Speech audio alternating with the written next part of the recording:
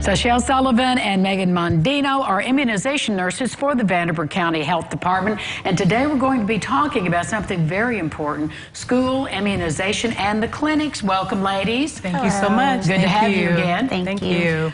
So what exactly is the clinic, Shel? So the immunization clinics are clinics that we actually take to the schools. So we created it in 2007, and one of the biggest issues, I don't know if people realize that there are certain vaccines that are required for students to attend school here in Indiana, and one of the barriers to compliance with that is parents having to take off work or students having to miss school. So we wanted to take it into the schools and vaccinate while the students are already there. Who's eligible, Megan, for this? So we do grades 6 through 12, so middle school and high school, and we see kids who either have no insurance or have Medicaid. We do take some private insurances, and if people want to know if we take that insurance, they can go ahead and fill out the form.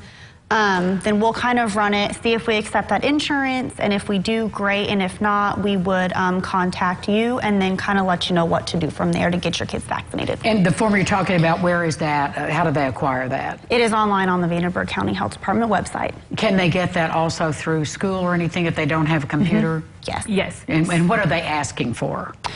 Shelley, I'll let you take that one. Wait. What are you asking for this form? What is it called? So the form is just the clinic sign-up form. So each school has a different date that we go to see them. Okay. And so the student would have to fill out the form. They also have to choose the school that they are attending.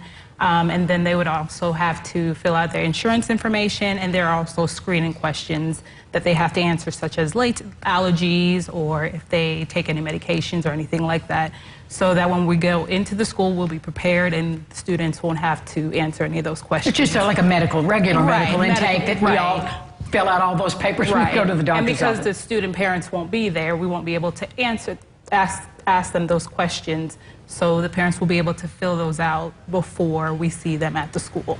We're talking about kids 6th grade and through high school. Yes. So what do you need if you're in the 6th grade through high school as a vaccine?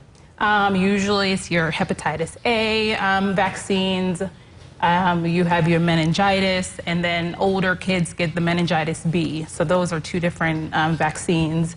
If they are missing anything like your varicellas, anything that they're missing pretty much is what we'll administer, but usually the hepatitis series, hepatitis A, and then the meningitis series are the ones that we usually, and the Tdap. Usually. And the Tdap, because when you're little, when you have little children, you're getting those immunizations along the way. Right. Now, do you have the record for, or do they need to bring their record? So what happens is when they sign up for the clinic, about 2 weeks before the clinic date, I will send a list to EVSC, and they will send me their immunization record. Because it's there, I mean, yes, everything's there. Yes, so they'll send me, I will review it, and then I will send the form via email to the parent, and then they'll review their record, and then I will send, and they will submit that consent, and it will come back to me. Well, of course, if you watch the news or listen to the news or you're on Facebook, there's constant pushback now that we see, this real conflict between the people who don't believe in vaccinations and the people who do. What is the health department doing to really combat the anti-vaxxer movement? Just trying to educate people really on understanding the benefits of these vaccines, and just understanding that if you want your child in public school, they have to have these vaccines. The school nurse will not let your child attend school. They usually have a cutoff date. Each school has a cutoff date. And if your child does not have those immunizations by that date, they're not allowed to return back. So just educating and understanding the importance of these vaccines, not just for your child, but for other children as well, is just really what we strive to do, and just kind of calm fears and just help these parents understand that, there aren't as many risks as they perceive, and the benefits far, far, far outweigh any of those risks. And to your point, well made, is not just for your child, but for the health of the community all the way around. Absolutely. Thank you both, ladies, for what you do. We Thank appreciate you.